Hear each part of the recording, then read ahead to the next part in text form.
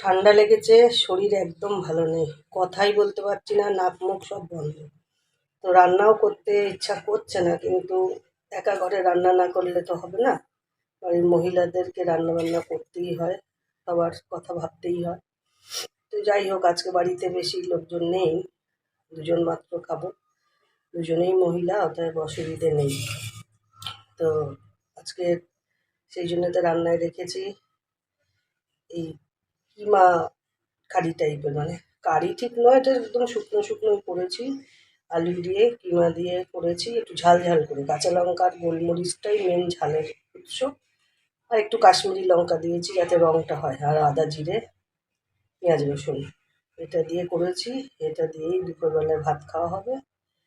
ভাত হাঁড়িতে হচ্ছে, ভাত এখনো হয়নি, হাঁড়িতে চাপিয়েছি, ভাত হোক।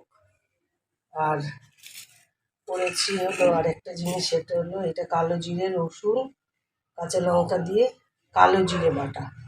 এটা সর্দি কাশিতে খুব উপকার করে, এটা খাওয়া ভালো, ব্যথা বেদনাও কমে। আর এই যে সর্দি মুখে যে আমার কোনো টেস্ট পাচ্ছি না খাবার দাবারের, সেটার জন্য কিন্তু টেস্ট বাডগুলোকে অ্যাক্টিভ করে। তো এই খাবারটাও খুব ভালো, মানে এগুলো ছোটোখাটো টোটকা মা ঠাকুমাদের কাছ থেকে শোনা, সেইভাবেই করা। কালো জিরে রসুন কাঁচা লঙ্কা, একটু নুন, আর খাওয়ার সময় অল্প একটু কাঁচা তেলটা লাগবে, দিতে পারে, না দিলে নাও দিয়েও খাওয়া যায়। তো এটা দিয়ে গরম ভাত খাওয়া হবে, ওই জন্য ভাতটা পরে করেছি। এই হলো আজকের আমার, এই দুটো পদ দিয়ে দুপুরবেলার লাঞ্চ করা হবে। টক দই আছে, আর যে খাবে সে যদি টক দই আছে, আলু একটু ভেজে দিলে, ডালও একটু করা আছে কালকের, তো যদি ওগুলো লাগে বার করা হবে, আমি ওগুলো কিছু আর খাবো না।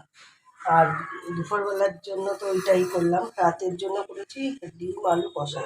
এই ডিম আলু কষা দিয়ে রাত্রে রুটি খাওয়া হবে। মিষ্টি আছে ফ্রিজে, একটা করে মিষ্টি, পায়েসও করা আছে, যদি লাগে তাহলে ওটাই দিয়ে দেবো। তো এই আজকে আমার লাঞ্চ থালি, এটা আমার ডিনারের জন্য, এটা আমার লাঞ্চের জন্য। তো কেমন লাগলো বলবেন, শরীর একদম ভালো নেই, আবারও বলছি। তবে কালো জিরে দিয়ে যেটা বললাম, এটা আপনারা সর্দি কাশিতে খেয়ে দেখতে পারেন, ভালো হয়। তো ঠিক আছে, টাটা।